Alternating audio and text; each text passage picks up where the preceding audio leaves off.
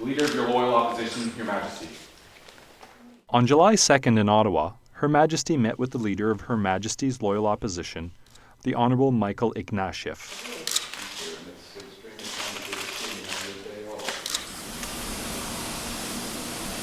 On Saturday, July 3rd, after saying farewell at the Ottawa airport, the Queen and the Duke of Edinburgh headed to Winnipeg, Manitoba, where they spent the day. Upon their arrival in Winnipeg, Her Majesty and His Royal Highness were greeted by the Lieutenant Governor His Honour, the Honourable Philip Lee, and the Honourable Greg Sullinger, Premier of Manitoba, and other dignitaries. Then, they entered the new Winnipeg James Armstrong Richard International Airport Terminal via an arrival bridge, making them the first official arrivals at this brand new facility. On their way to a special presentation, the Queen and His Royal Highness met descendants of James Armstrong Richardson, after whom the airport is named.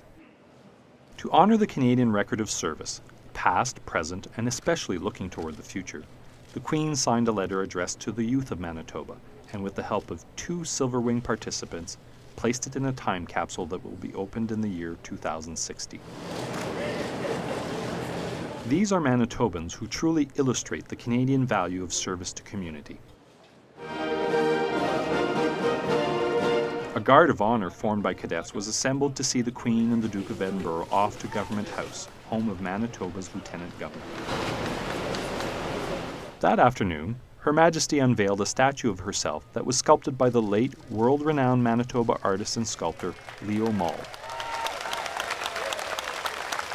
Her Majesty and His Royal Highness received as a gift the Queen Elizabeth II Canadian National Institute for Blind Insight Scholarships from the province of Manitoba. The afternoon at Government House concluded with Her Majesty planting a very unique shrub in the Government House garden, which was officially renamed Queen Elizabeth II Gardens. Young members of the Manitoba Living History Society were at the event in historical costumes, as well as members of the Scouts and Girl Guides.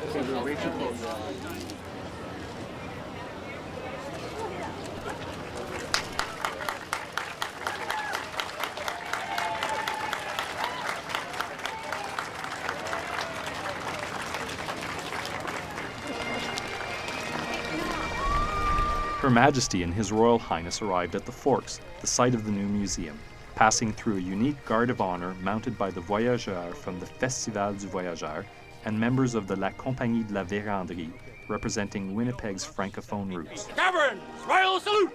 Present! Up! They were greeted by a contingent of the Queen's own Cameron Highlanders.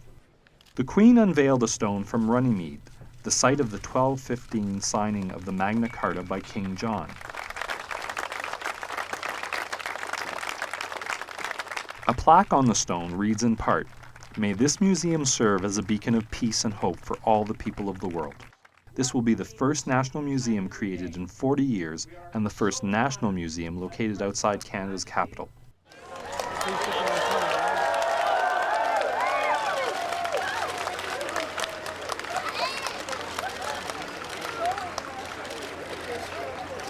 Her Majesty and His Royal Highness then enjoyed what was billed as the Manitoba Homecoming Canadian Concert for Human Rights at the Scotiabank stage.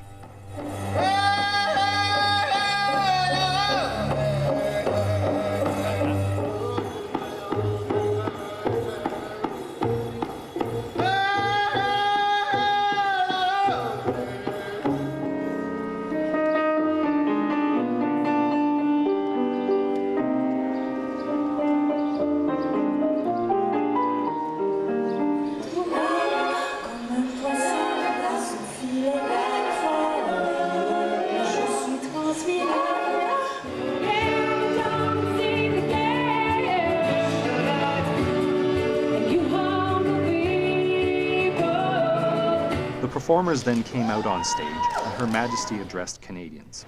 This building will in due course rise up to take its place on the Winnipeg skyline. But it is also a symbol of the importance which Canada attaches to human rights and its own role in promoting them at home and throughout the world.